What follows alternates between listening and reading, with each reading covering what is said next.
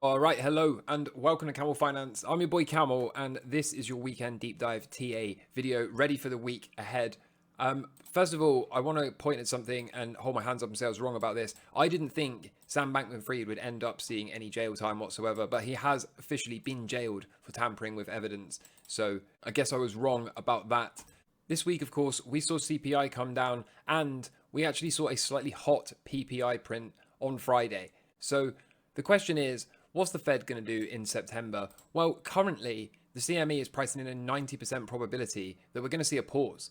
So, are they actually done hiking rates here? Of course, there's plenty of time between now and the 20th of September for this to shift to the right hand side and for us to see another 25 basis point rate hike. But historically speaking, when the probability on the CME is as lopsided as this, it's very seldom incorrect. So, this to me, if it can stay up in this 90% ish neighborhood, says that we will indeed see a pause, and that is quite consistent with the expectation. We thought we would see a pause that would drive this blow off top to new highs, and then of course it's time to entertain, are we going to see some new normal, some massive bull market, or are we going to achieve my primary expectation, which is that we will have this deflationary bust? I had a brief conversation with my mate Father Christmas, and I was outlining this. Now, for years, I have been wondering if we are ever going to come down and touch the bottom of this broadening wedge. Now, let me be clear, this is not me making any predictions whatsoever. As I always say, the only thing I know is that I don't know.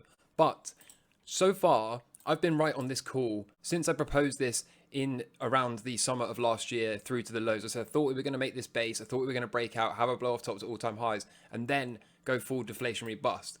And we'll get to the charts in a minute. I'll show you where we are in the weekly cycle. I think we've got another week or so of decline for the US equities. Before then, we can start to actually attack the all-time highs. But if we do indeed attack the all-time highs out of this weekly cycle low, like I'm expecting, then this call, this expectation of mine, will have been right. We will have made it to new highs. And then the question becomes, do I just abandon ship? Do I just say, well, my expectation was that we would have a big deflationary bust, but actually now that we're at new highs, let's just become the biggest bull on YouTube. Let's just continue to expect up only forever. I will, of course, be looking for technical breakdowns. I'm not just going to exit the market at new highs. I'm going to be looking for technical reasons to leave the market, particularly if these technical reasons are aligned or coupled, I should say, with surprise rate cuts and the likes of Congress being banned from owning stocks. Then, of course, that will give me a much clearer signal that I am right indeed, that we are going to have this deflationary bust. As always, I'm open to all outcomes, but assuming we do run the all-time highs and then have this bust like I've been expecting, I do wonder if the bottom of this broadening wedge is actually the technical target here. This would mark a 77% decline for the Dow. It would mark a 75% decline for the S&P 500. And I know a lot of people will be thinking there's no possible way, and I completely understand. Again, this is not a prediction. I'm not calling for this. And there are plenty of levels on the way down. For example, if we did run the all-time high and then roll over, we could stop on top of the prior all-time high. We could stop at numerous supports on the way down. We could stop back here somewhere. Of course, there are these lows, the COVID lows, this entire box right here, back from this neighborhood. So there's plenty of places we could stop on the way down. We don't necessarily have to complete the broadening wedge. But I have wondered for many years if we will eventually see another touch on this broadening wedge structure. And if indeed we are going to have a deflationary bust, then is this possible? If I hop into this chart right here on the Dow, this is the 2008 Great Financial Crisis fractal. So it certainly is within the realm of possibility that we could see this. During the Great Financial Crisis of 2008, we saw an average drop of around 55 to 60% in the major indexes. Top to bottom, this would put us in the 75% neighborhood for a decline, so significantly worse than 2008. But I would make the argument that underneath the hood, things are significantly worse than 2008. We have way more debt. There are way more problems. There's way more stress. There are way more people struggling with things like mortgages and credit card balances. And you know the deal, right?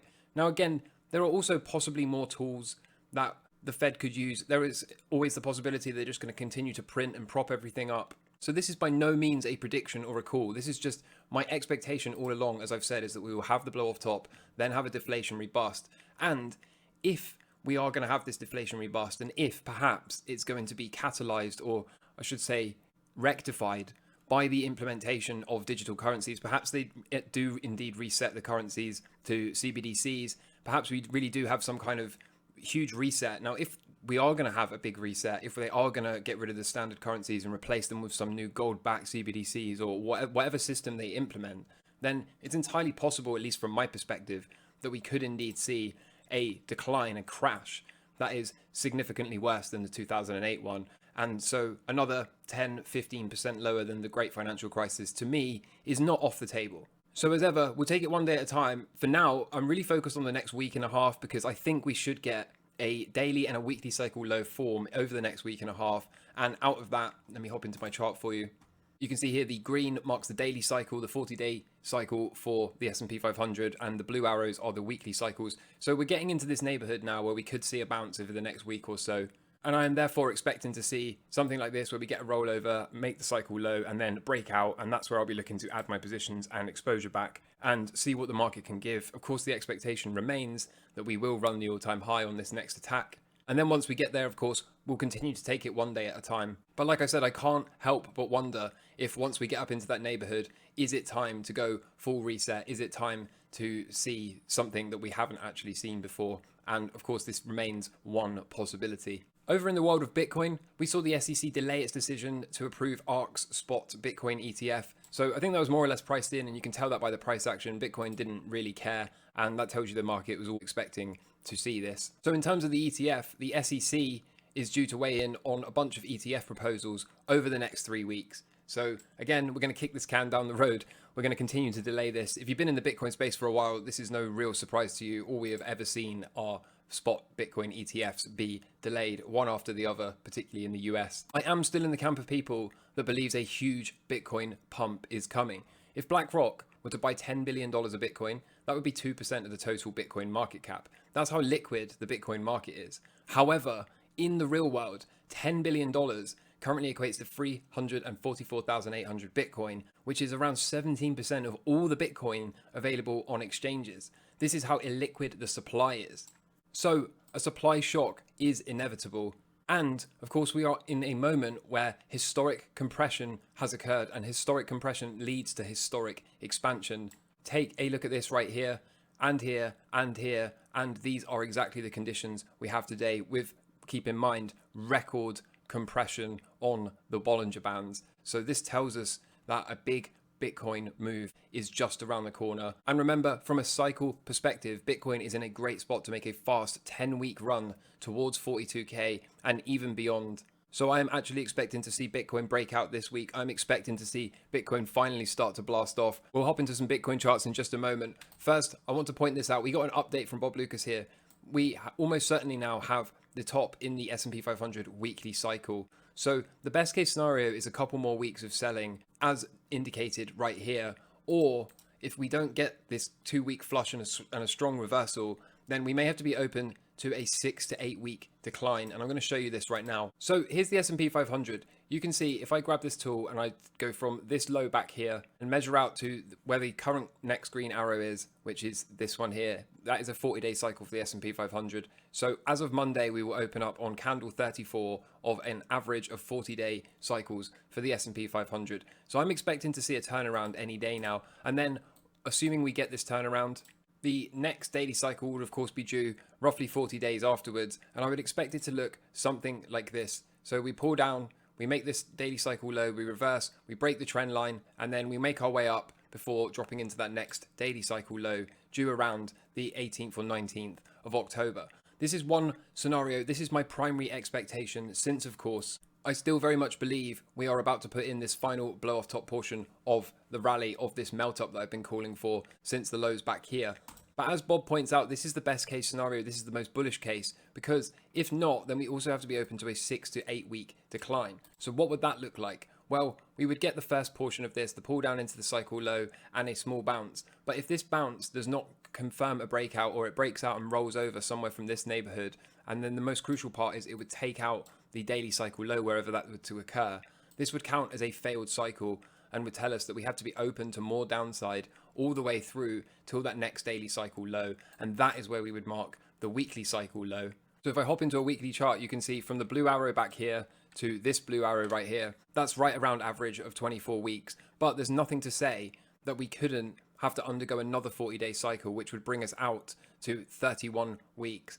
That can happen from time to time. In fact, I bet we can spot one on this chart, not this one. Here you go. So you can see back here, this was a 31-week cycle. They can be as short as 17 weeks. They routinely go as far as 29 or 31 weeks. The average is 24, but we will not know at what point this weekly cycle low is formed until we can confirm a right translated daily cycle. So if I go back here and I clean this chart up, this first yellow squiggle that I drew would be a right translated cycle, meaning the top of the daily cycle comes to the right hand side of the midpoint. The midpoint, of course, in a 40-day cycle would be day 20. So if we can get a swing, a breakout, and then form a high that comes after day 20 in this 40-day cycle, then we can go ahead and with confidence mark this current daily cycle low as the weekly cycle low, and therefore we can continue to expect and accept the primary hypothesis here, which is that we will make a run towards the all-time highs. The one thing to look out for, like I said, is if we form this daily cycle low,